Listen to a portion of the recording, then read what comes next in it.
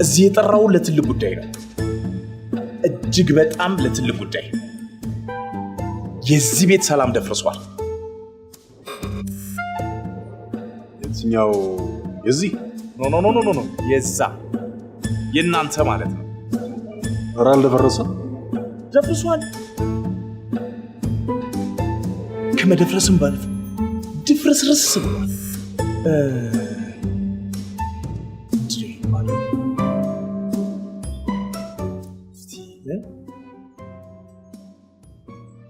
ገባ? እንዴት አይገባም? ምንድን ነው?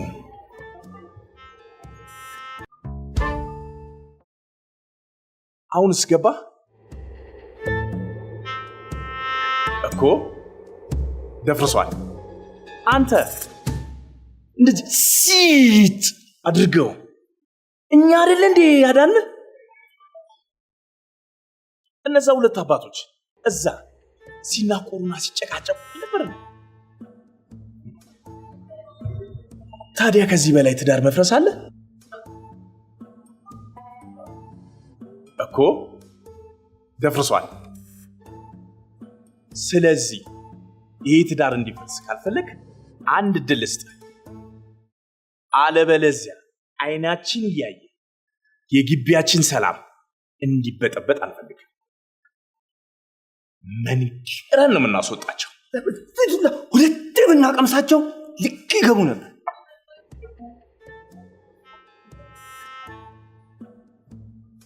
በዱላ ይህን ለምን የያዘ ይመስላል? የግቢውን ሰላም ለማስጠበቅ ሲል ዋ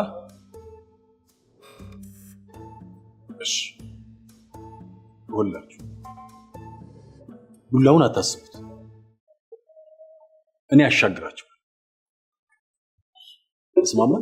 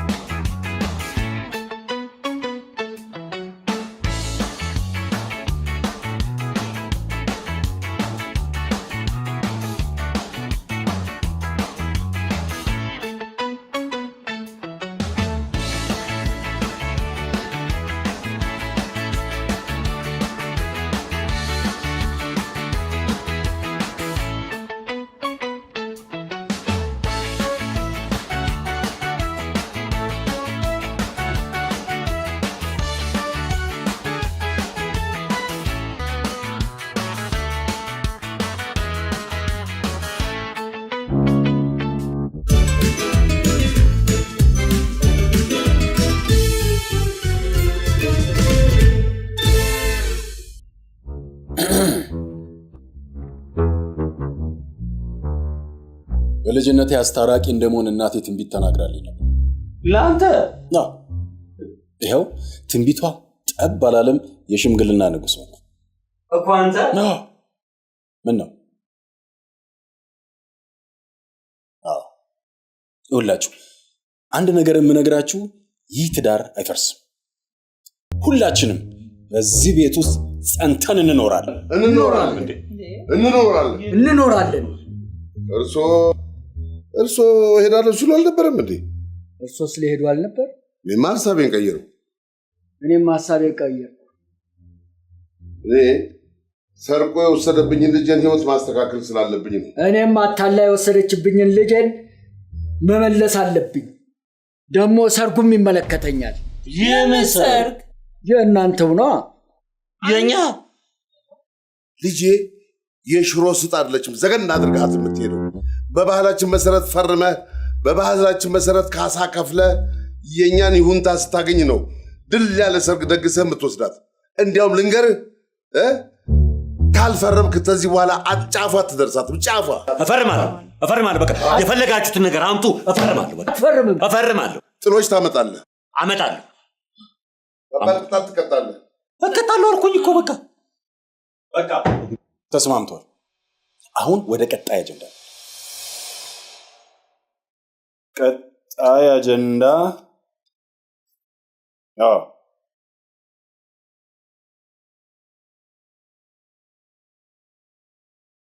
ሰርግ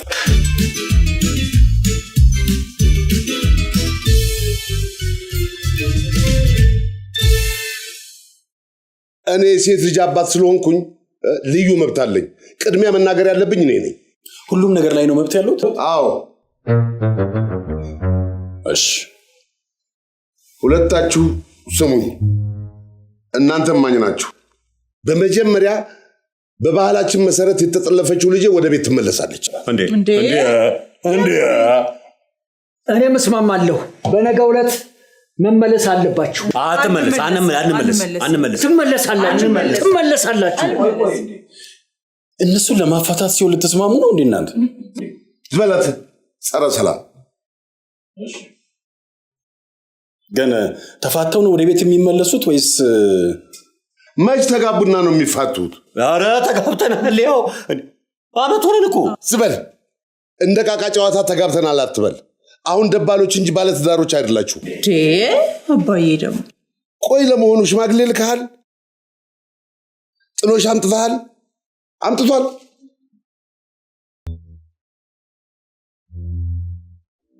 ሰርግ ደግሷል? ኧረ አልደገሰም። መልስ ጠርቷል? ጠራ። ታዲያ የት ነው የተጋቡት? የትም ነው። እውነታቸውን አልተጋቡም። ጎሽ፣ እንዲህ ነው መተማመን።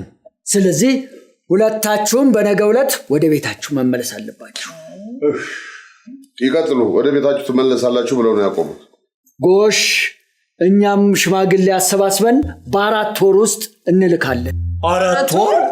እሱም ቀን ከሌት ብለው ከተሳካላቸው ነው። ግን እንዲያው 4 ወር አላነሰም? እንግዲህ ምን ይደረግ፣ ፈርዶብናል። በ4 ወር ውስጥ እንደምንም ብለን ዘመድ አዝማድ አፈላልገን እንልካለን። ፈጣሪ ይርዳችሁ። አሜን አሜን አሜን። ይቀጥሉ። በ4 ወር ጊዜ ውስጥ ብለው ነው ያቆሙት። እንግዲህ እናንተም አስባችሁ ለመወሰን 5 ወር ይበቃል። ዝም በይ። እስካሁን ድረስ ያማገጥካት ይበቃል። 5 ወር አስብ፣ የለብ ለብ እንዳይሆን። ናላችንና ዙሮ እንዳናስተውል አደረጉን እኮ። ወይ ጉድ! 7 ወር ይሁና። 7 ወር ይሁና። አጣድፉን እኮ። ፈቃዳችሁን የምትሰጡን ከሆነ በ2 ዓመት እንደግሳለን። 2 ዓመት ያንሳል። እንዲያው የጥድፊያ እንዳይሆን እንደው 3 ቢሆን 3 ዓመት ይሆን። 3 ዓመት? እሱንም ከፈቀድንልህ ነው። ባትፈቅዱስ? ተገላገልካ። ምን የመሰለች ልዕልት ድርልሃለሁ። አንድ ባለትዳርን ወንድ ለሌላ ሴት ለመዳር መሞከር ትልቅ ወንጀል ነው። ያውቃሉ? አታስቢ። እኔ ልጅ አንቺን እንደው ምን ለመሰለ መለሎ እድርሻለሁ። አልፈልግም። ስልጣን ላለው አልፈልግም። መሬት ያለው አልፈልግም። ህንፃ ያለው እንዴ?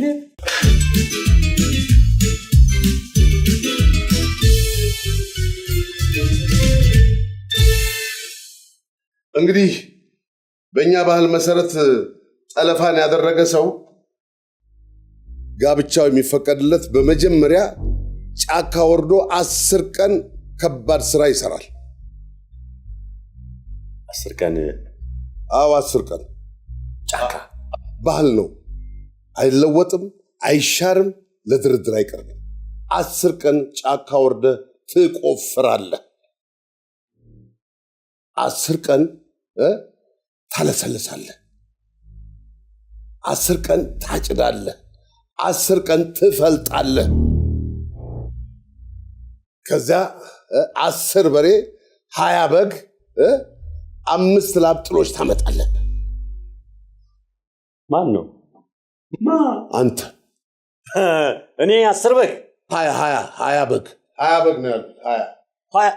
20 እኔ በግ አስተያየት እናደርግልሃለን። በቃ 19 10 በግ 20 በግ 40 በግ 50 በግ 100 በግ አይደለም 19 18 የሚባል በግ የለም። ጋብቻው የሚፈጸመው በእኛ ባህል መሰረት ነው። ይሄ በጭራሽ አይሆንም። ባህላችን ቀይ መስመር ነው። ቀይ መስመር? አዎ፣ ለእኛም ቀይ መስመራችን ነው። ቀይ መስመርን እሳቸው ቀድሞ መርጠዋል። ሌላ መስመር ይመጣ። ይሄንንም ለእሳቸው ብቻ? አዎ የሴት አባት ናቸው።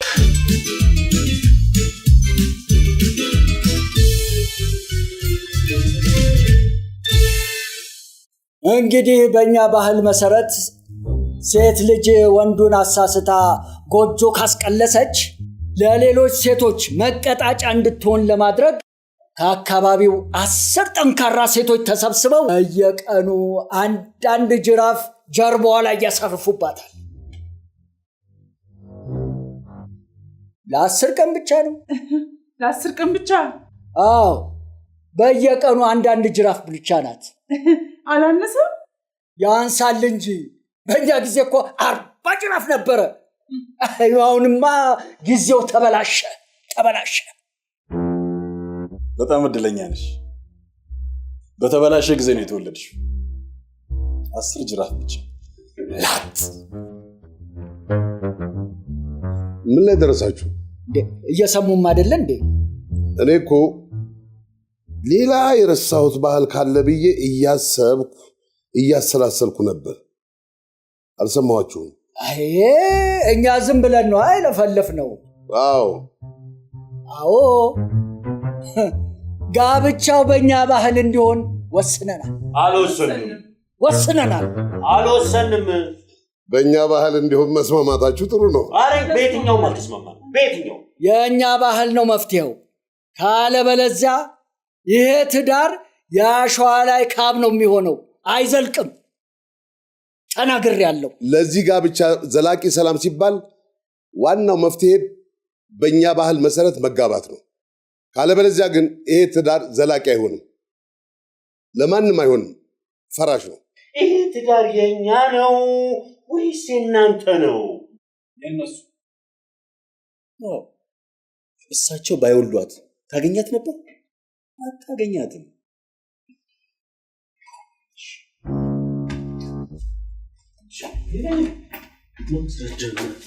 መረጃ ያለ ይኸው ይሄ በስጠሪባ የጻፉት መጽሐፍ ይሄ ማስረጃ በቃ ሌላ ነገር የለም።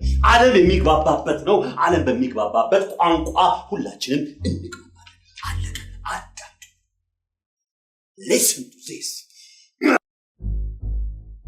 እኛ እንዲህ ከምንነጋገር በመረጃ ማውራት ጥሩ ነው። በቃ አለቀ። ይዘጋልናል፣ ሐሳባችንን ይቋጭልናል። በቃ ይኸው ስሙ እንግዲህ ባለትዳሮች ቤተሰቦቻቸውን መስማት አለባቸው። የቤተሰብ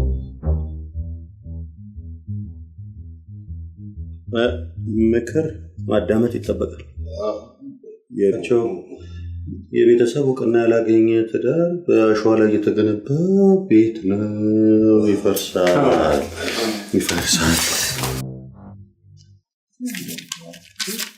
ቆይ እኔ አነብላችኋለሁ። እኔን አዳምጡ። ይሄ ብዙ ሊቃውንት የጻፉት ጥሩ የትዳር መጽሐፍ ነው። ስሙኝ። ሰማን እኮ። ትክክለኛው ስለ ትዳር የሚያወራው መጽሐፍ ነው። ስሙ። እኛው 18 ዓመት የሞላው ሰው ከወደደውና ከፈቀደው ሰው ጋር እሱ እንደፈለገ በፈለገው መንገድ ትዳሩን መመስረት ይችላል። አይችሉም።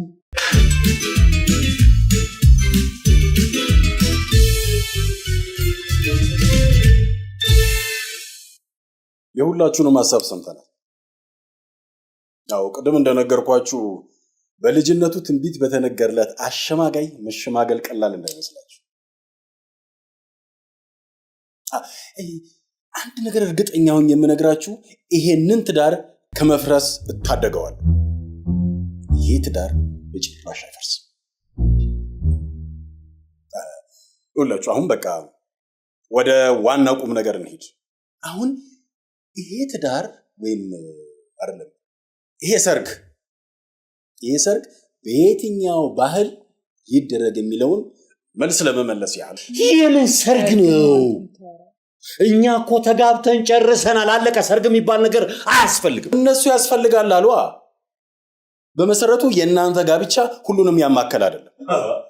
ይሄ እኮ የኔና የሷ ህይወት ነው አይደለም እንዴ? በእኔና እሷ መካከል ደግሞ የመወሰን መብት አለ። የላችሁ አለን። የላችሁም እንዴ?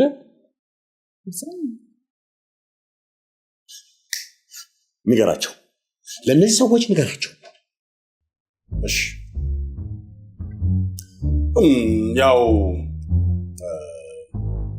አንድ ሴት ለአካለ ሔዋን አንድ ወንድ ለአካለ አዳም ከደረሱ ይጋባል። ከተጋቡ ደግሞ ይወልዳሉ። እንግዲህ ልጅ ወልደው በሚያሳድጉበት ሰዓት በጉጉት ከሚጠብቁት ዋና ነገር ልጃቸውን ድረው በኩራት ቤተሰቦች በጎረቤቶቻቸው ፊት እንጎራል። አይደለም እንዴ? ነው ሁላችሁ። ከዛ በኋላ ጥሎሽ መቁጠር ነው። 5 ሽቶ መጣላት፣ 10 ቀሚስ መጣላት፣ ከጣሊያን ከቻይና ጫማ መጣላት እያሉ እድሜ ልክ ማስወራት አይደለም ወይ? አይደለም? ከዛ በኋላ ልጃችሁን ስጡኝ ተብሎ ሽማግሌዎች ሲላኩ ሽማግሌዎችን በጥያቄ ማፋጠጥ አይደለም? ስማ፣ ሴት ልጅ እንዲህ ዝም ብላ አትሰጥ። ባህሪው ተጠንቶ ስራው ተለይቶ የደሞዙ መጠን ታውቆ ነው።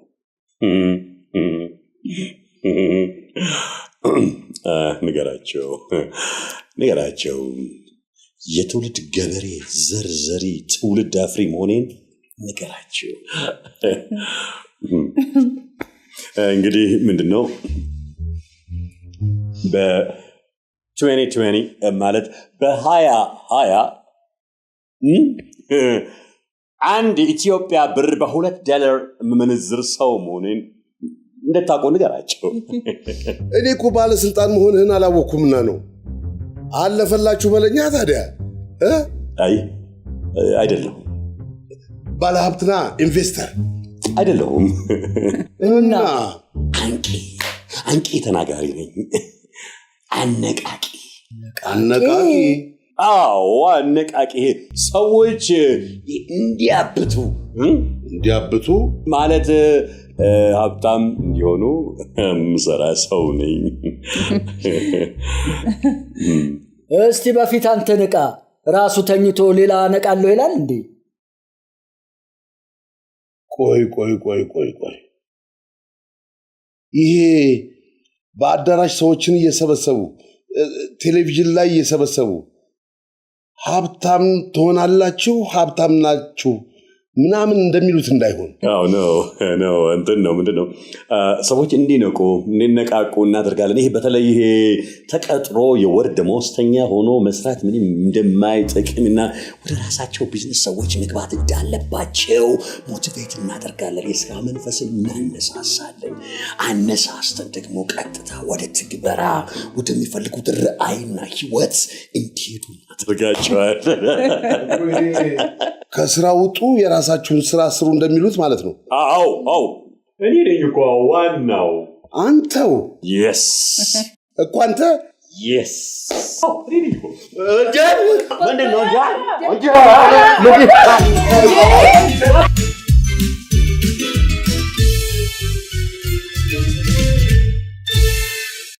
ወንድምሽ ደህና ተቀጥሮ ከሚሰራበት ቦታ ላይ እየጠሩ ተቀጥረህ ከምትሰራ ለምን የራስህ ስራ አይኖርህም? ተቀጥረህ በአመት የምታገኘውን ደሞዝ በ1 ደቂቃ ማግኘት ትችላለህ እያሉ ወትውተው ከስራ እንዲወጣ አደረጉት። ከባንክ ስራው? አዎ። ለምን? ከዛስ? እዚያማ መኪናዬን አሸጡ። ያንተን? አዎ፣ እናንተ ያደጋችሁበትን መኪና። እሺ፣ ከዛስ? ከዚያማ ዘይት ቤት ከፈተ። ከዛስ? ከዚያ በኋላማ ዘይት ፋብሪካ መክፈት ስትችል እንዴት ዘይት ቤት ከፍተህ ትጨማለቃለህ ብለው ደግሞ ልቡን ውልቅ አደረጉት። እንደገና? አዎ። ከዛስ? ከዚያ እኔን ቤትህን አስይዘህ ከባንክ ካልተበደርክ ብሎ ደግሞ ቁም ስቅሌን አሳየኝ። አዎ እሺ ከዛስ? እዛማ ቤቴን አስይዤ ተበደርኩ። የኛ ቤት? አዎ እሺ ከዛስ? እዛማ ይኸው ባንኩ ቤቴን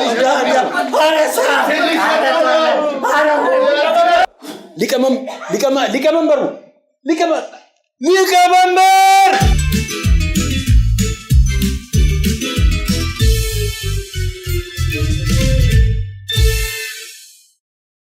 እስካሁን ድረስ የኛ ብሎክ የሚታወቀው በሰላም ነበር። ዛሬ ለሶስተኛ ጊዜ ሰላም ደፍርሷል። ለአራት መጀመሪያ እነሱ እኔን ለአራት ደበደቡ። ከዛ እሳቸው እኔን ሊያጎኑኝ ስል እርሶን አጎኑት። ከዛ ደግሞ አማቾችን ደበደቡ። ከዛ እነሱ ጠቅላላ ተሰብስበው ደበደቡ። ለአራት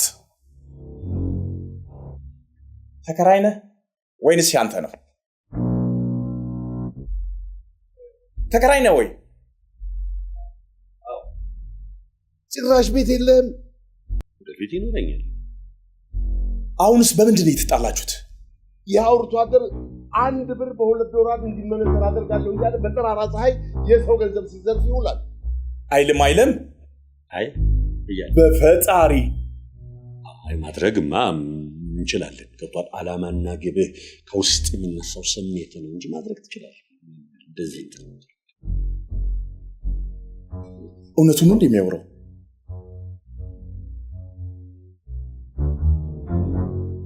የአእምሮ ችግር አለበት።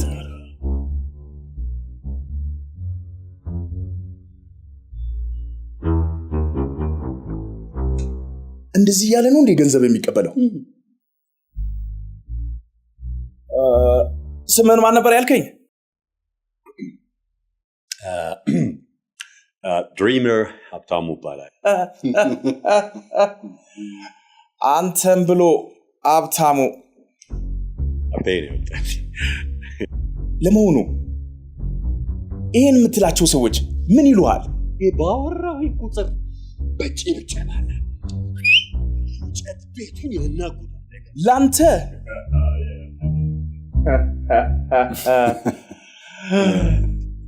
ታዲያ አንተ ምን አደረክ? 1 ብር $2 መነዝራለሁ ስትል ያጨበጨበልህን ነው እንጂ 40 መግረፍ። እሱስ ቢሆን ለምን የሰው ገንዘብ በጠራራ ፀሐይ ከሚነጥቅ ለምን ሰርቶ አይበላም? እኔ የምለው እግርና እጅ አለ፣ ለምን ሰርታ አትበላም? ዝም በል። ያንተ ነገር ከአቅሜ በላይ ሆኗል። በወንጀል ላይ ወንጀል። ያንተን ጉዳይ ህግ ነው የሚዳኘው።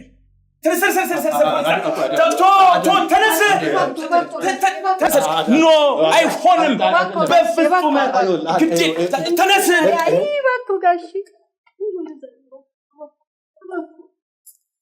አንተ ነህ እኮ ድሪመሩ። ድሪመሩ እሱ ነው። በል እንግዲህ አሻግራቸው። እሺ ተነሽ አንቺ።